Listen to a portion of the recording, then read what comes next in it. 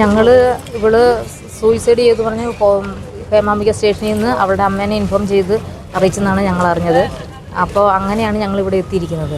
പക്ഷേ ഇതിന് ഇന്നലെ എന്തോ അവർ ഭാര്യയും ഭർത്താവും തമ്മിൽ പ്രശ്നമായിട്ട് അവൾ രാത്രി വീട്ടിൽ വന്നിട്ട് അവളോട് ഇരിക്കടി, നാളെ പോയിട്ട് നമുക്ക് സ്റ്റേഷനിൽ കംപ്ലയിൻറ്റ് കൊടുക്കാമെന്ന് അവളുടെ ചേച്ചി പറഞ്ഞു.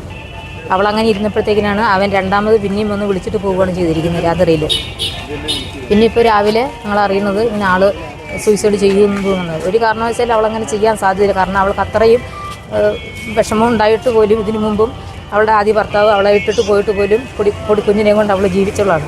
ഒരു കാരണവശാലും അവൾ എന്തെങ്കിലും ഉണ്ടെങ്കിൽ ഞങ്ങളുടെ അടുത്തേക്ക് വരുവുള്ളൂ, അല്ലാതെ ഒരു കാരണവശാലും അവളത് ചെയ്യാൻ സാധ്യതയില്ല, ചെയ്യുകയില്ല. അതുകൊണ്ട് ഞങ്ങൾക്കിതിൽ നല്ല ഈ ദുരൂഹതയാണ്.